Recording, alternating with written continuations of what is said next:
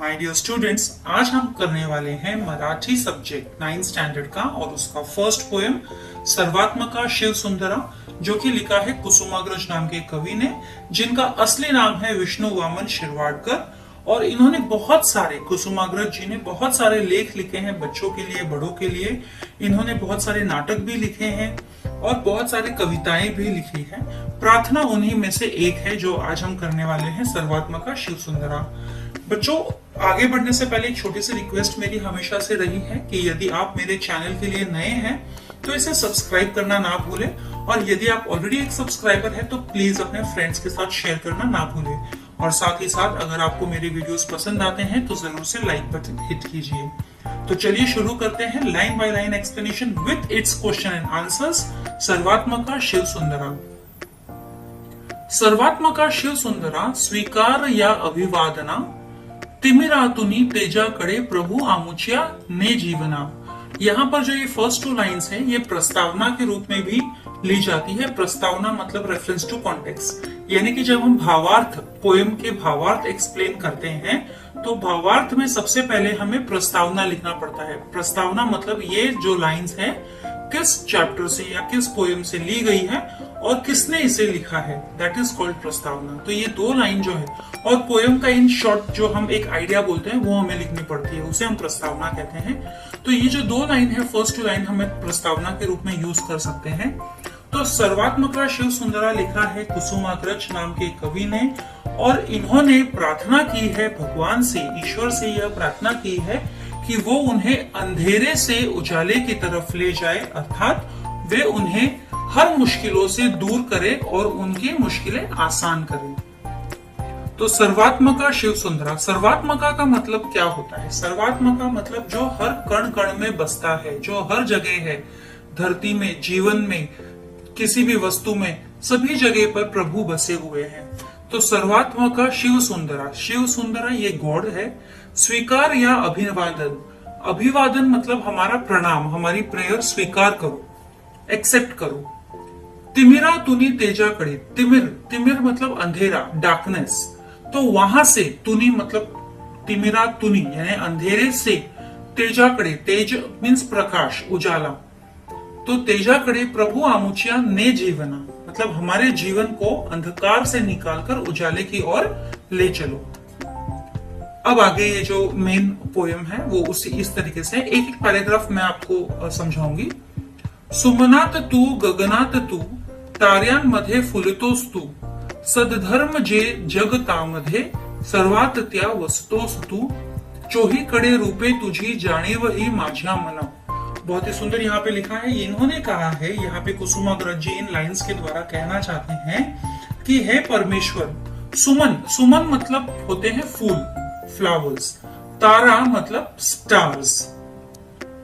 तो सुमन में तू है यानी हर फूल में तू है, गगन में, गगन मीन्स स्काई, स्काई में भी तू है, ताऱ्यामध्ये फुलतोस तू, हर तारे में तू फूला हुआ है, खिला हुआ है, बसा हुआ है। तो ये कहते हैं सुमन यानी कि फ्लावर में भी तुम हो, आसमान में भी तुम हो, हर तारे में भी तुम हो।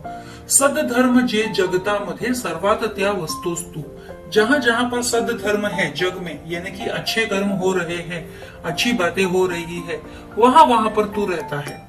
यानी ये गॉड को कह रहे हैं कि हम जानते हैं तुम कहाँ हो, तुम हर जगह पर हो।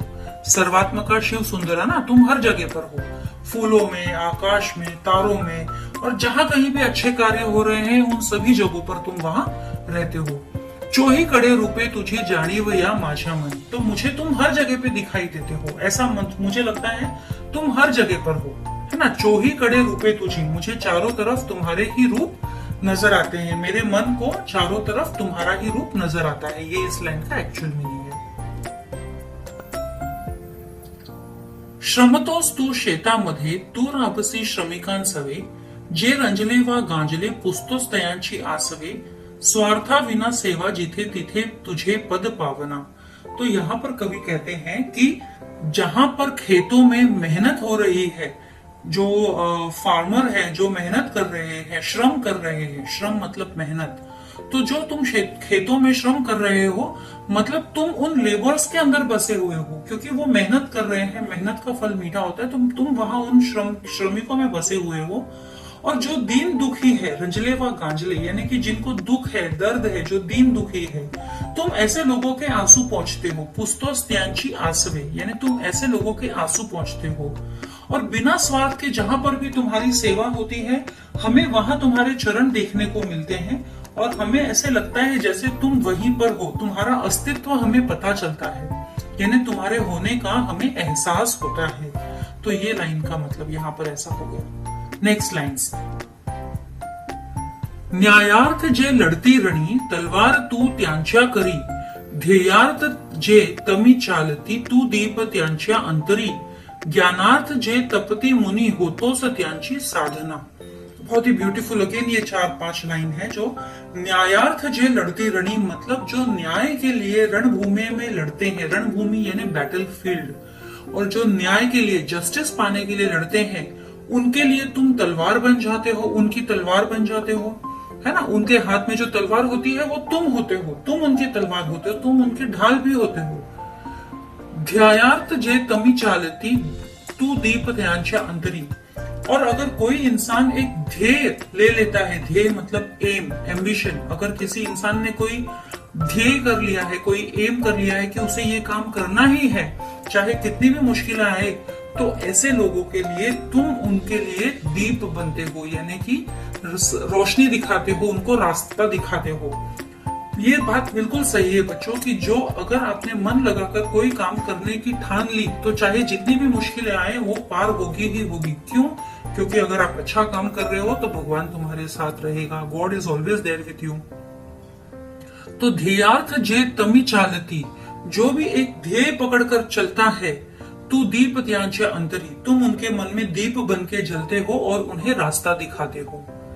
ज्ञानार्थ जे तपती मुनि, होतोस त्यांची साधना, और जो ज्ञान पाने के लिए मुनि तप करते हैं, तुम उनकी साधना बन जाते हो, उनकी साधना के रूप में तुम उन्हें मिलते हो। तो यानी भगवान जो है वो हर जो हम छू सकते हैं ऐसी वस्तु भी है, और जो सिर्फ हम समझ सकते हैं ऐसे भी है। तो भगवान सब जगह है, सर्वात्मक का। तो यही वो पोएट जो है कहना चाहता है। अब लास्ट स्टेंजा इसका जो हम करेंगे, करुणा करा करुणा तुझी, असता मला भय कोठले, मार्गावरी पुढती सदा, पाहिन मी तव पावले, सृजनत्व या हृदयामध्ये नित जागवी भीती विना। तो अब यहाँ पे कवि जो कहते हैं कि ओ लॉर्ड ऑफ काइंडनेस, करुणा करा मतलब दयालु भगवान, तुम्हारी जो दया है वो जब तक मुझ पर है तो मुझे किस बात का डर है ना। अस्ता मला, करुणा तुझी अस्ता मला भय कोठले, जब तक तुम्हारी दया हम पर है हमें किस बात का डर है।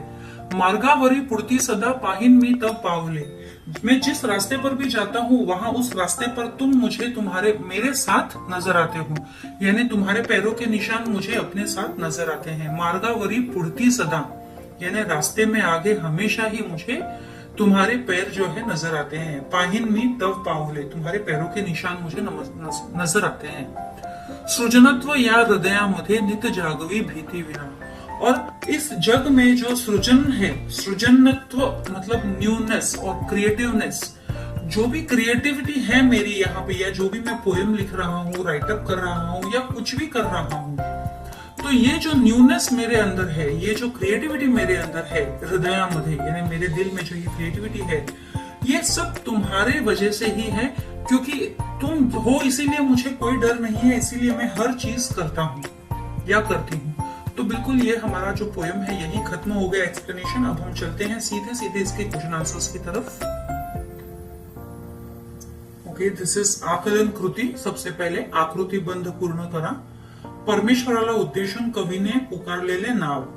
तो परमेश्वर को उद्देश्य करते हुए यानी उनसे बात करते हुए कवि ने उनको किन किन नाम से बुलाया है? सर्वात्मका, शिव सुंदरा, करुणाकरा, प्रभु, ये 4 नाम से उन्होंने बुलाया है।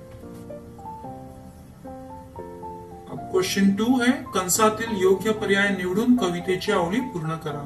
डैश तू गगनात तू, तो यहाँ पर आएगा सुमनाथ। डैश तू तयांच्या करी, तलवार। ज्ञानार्थ जे तपती, डैश होतोस त्यांची साधना, मुनी।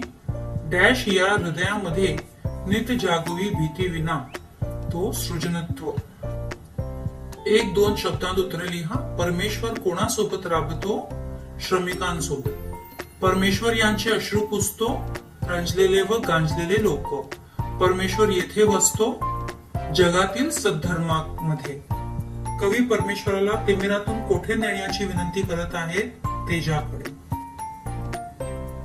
ये समानार्थी शब्द है. सुमन फूल, गगन आकाश, प्रभु ईश्वर, जीवन आयुष्य, कर हाथ हस्त. ये विरुद्धार्थी शब्द है. तिमिर, तिमिर मतलब अंधेरा होता है जिसका ऑपोजिट वर्ड है तेज या उजेड़. स्वीकार अस्वीकार, भय निर्भय, स्वार्थ निस्वार्थ. खालील शब्दांचे लिंग ओळखा. शेत, शेत इज नपुसकलिंग. दीप, दीप इज पुल्लिंग. तलवार इज स्त्रीलिंग. हृदय इज नपुसकलिंग. खालील शब्दांचे वचन बदला. तो सुमन का है सुमने, तारे का है तारा. दीप इज दीप and ध्येय इज ध्येय. कवितेतील शेवट समान असणारे शब्द लिहा. अभिवादना, जीवना, फुलतोस, वस्तोस, श्रमिकांसवे, आसवे, करी, अंतरी. तो इसी के साथ ही हमारा ये चैप्टर जो है खत्म हो गया. Explanation as well as question and answers. जल्द ही मिलेंगे नेक्स्ट चैप्टर के साथ में. तब तक के लिए stay safe, stay secure. Thank you.